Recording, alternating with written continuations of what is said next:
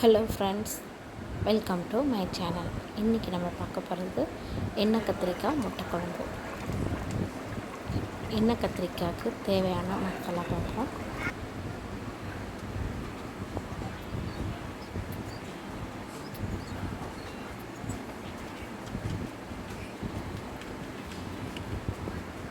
Masala ready ஆயிடுச்சு. இப்போ கத்திரிக்காவை முழுசாக எடுத்து அதை 4 கட் பண்ணிக்கோங்க. அந்த கட் பண்ண பாகத்தில் மசாலாவை தடவிக்கலாம். இதில் நீங்கள் பூண்டு சேர்க்குறதா இருந்தாலும் சேர்த்துக்கலாம், நல்லா வாசனையாக இருக்கும்.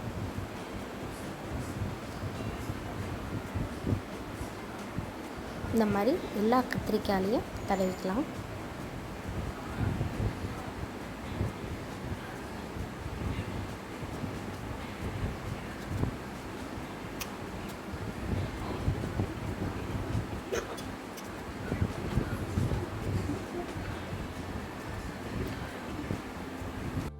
இப்போ குழம்பு வைக்க தேவையான பொருள்: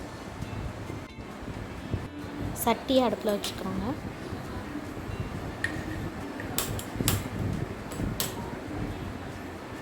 தேவையான அளவு எண்ணெய் சேர்த்துக்கலாம்.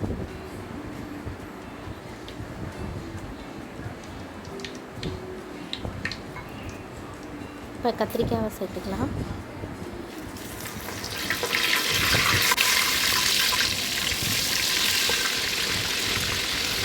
கத்திரிக்காய் நல்லா வதக்கணும்.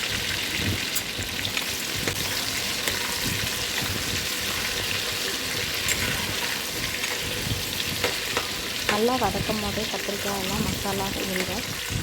ஒரு பக்கம் முட்டை வேக வச்சுக்கலாம்.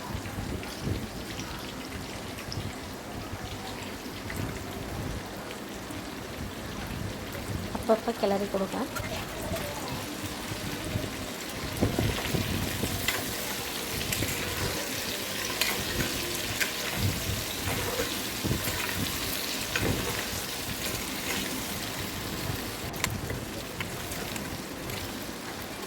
கத்திரிக்காய் எடுத்துக்கலாம். வதங்கிடுச்சு.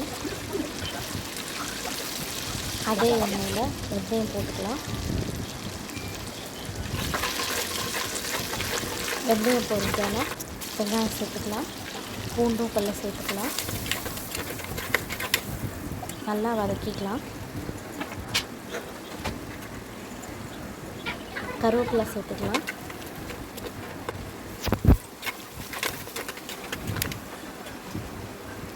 அரைச்சி வச்ச தக்காளி பழத்தை சேர்த்துக்கலாம்.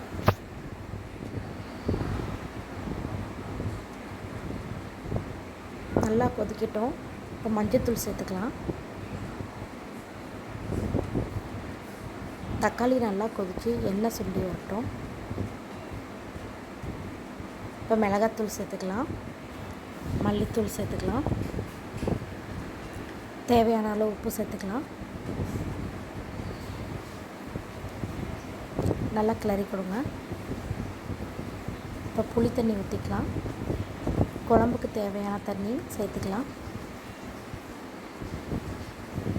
கம்மியாகவே தண்ணி சேருங்க.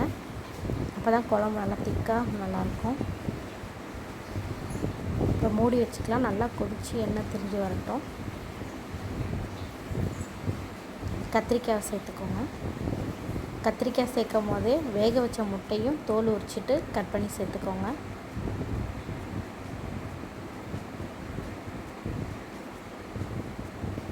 ஒரு 7 நிமிஷம் நல்லா கொதிக்கட்டும். அப்பப்போ கிளறி கொடுங்க.